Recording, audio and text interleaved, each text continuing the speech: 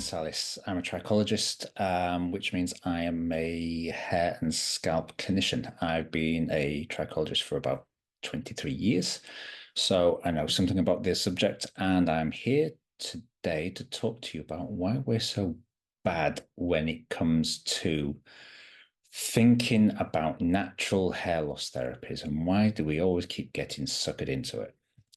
So, this started a long time ago, and the conversation has always been the same. We want something that will help hair loss, and we want the Holy Grail, which is something which is easy to get, so off the shelf, with no side effects, and it's going to act quickly. And that's because it's such an emotive and horrible thing to suffer from.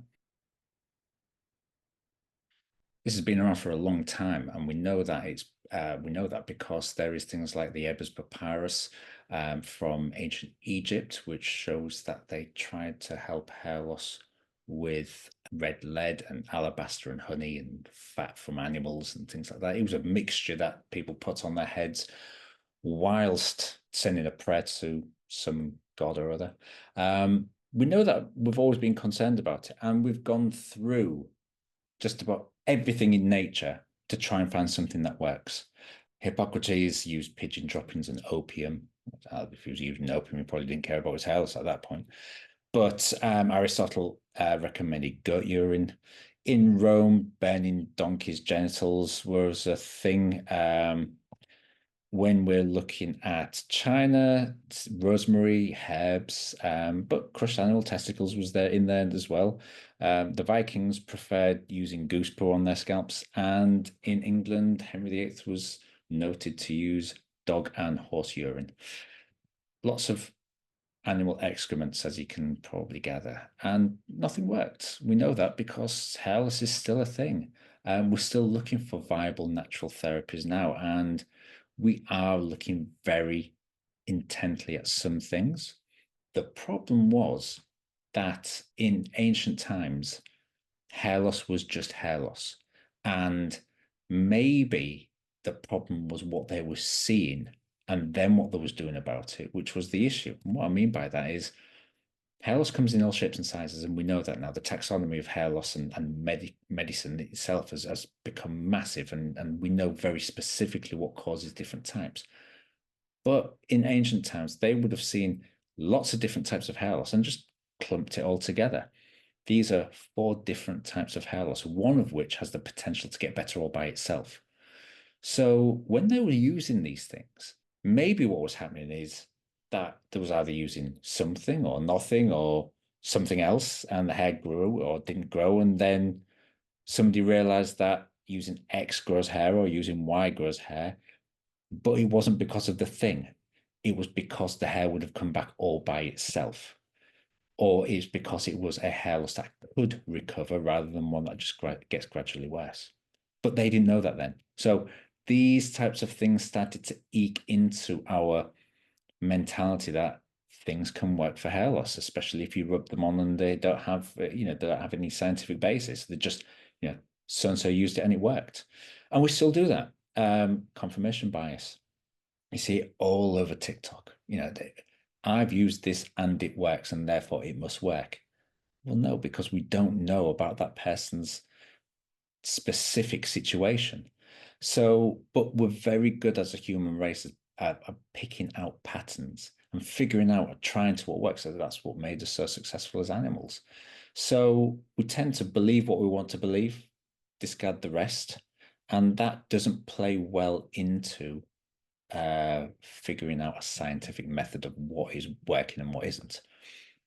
There might be onto something in the olden days because you get counter rotation, nettles, urine, all those things would have been irritants to the skin. And what irritation does is it sometimes can help with alopecia areata. We use something called dinitrochlorobenzene, which is a treatment for some kinds of alopecia.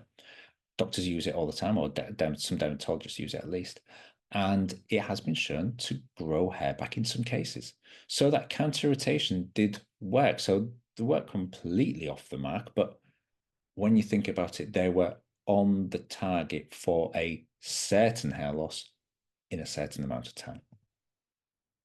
Counter irritation is useless for male pattern hair loss, scar and alopecia, and telogen effluvium. So it would only work for one type of hair loss.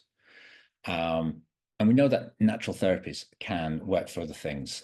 We're very good at figuring out what works in nature and making it more effective. Willowback was turned into aspirin, poppies was turned into morphine, and even something called vinblastine was made from a Madagascan periwinkle in 1958. So we can isolate things and we can make it work better. So out of all the time that we've known about hair loss, it's very difficult to believe that some natural thing out there is the holy grail of hair loss and somebody's just been keeping it back, or it's still in its natural form. If it worked, a big pharmacy would have been straight on that. They would have figured out what it was. They would have slapped R&D claim on it, and we would be paying a lot for it. The problem is getting worse because of social media and marketing. Now we have celebrities saying that they use a type of shampoo and it works after 2 days. And that doesn't really help because we believe those people. And hair loss makes people vulnerable and they want to cling to any type of help that they can get, especially when it's just on the shelf and you don't have to go and see somebody like me, which means that you have to pay money for it and you have to spend time, and this person might not tell you what you want to do. You'd rather just go and try and figure out yourself. So these things are difficult not to believe in the way that they are marketed. But I want you to think that about the elephant in the room when it comes to, next time you're hunting for your anti-hair loss product. And the elephant in the room is that hair loss is still around. So nobody's got the holy grail yet. So the product that you have in your hand may not help you the way that you think it does. It may help a little bit, but my advice is that when you're thinking about natural hair loss therapies, lower your expectations for what the marketing says. Products such as supplements and shampoos do have their place, but they're not the cure that you're looking for. And watch out for the miracle product with the verified customer claiming that they had COVID or a baby or something, and now the hair has bounced back amazingly.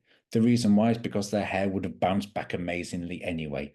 When you suffer from an insult to the body, whether it is an accident or an illness or something that happens to you, your hair might shed a few months later. And then a few months later, the hair cycle gets better and the shedding stops. Some vulnerable people will go hunting for a hair loss therapy cure because they're shedding and they're concerned and they don't know what's happening. So lo and behold, they start shedding. They wait for a month. They get really, really upset. They buy the product. They use that for a month, and then things start to change. Lo and behold, it must be the product. Wrong. It is just natural homeostasis, the body just getting back to normal.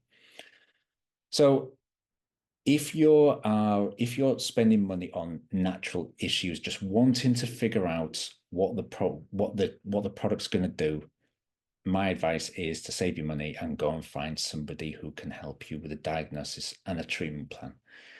They might turn around and say that shampoo is helpful, but I can guarantee that any qualified trichologist, dermatologist, doctor will also give you the advice about the other thing which is going to help, and they will turn around and go, yeah, you can use that, and that's going to be helpful because general health and well-being is really important for supplements, and if you're low in something, then that is going to help your hair.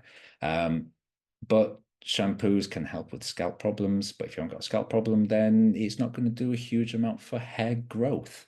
So I hope that has helped clarify some things. If there's any questions or comments, please like, subscribe, tell me what your thoughts are, and I will see you next time.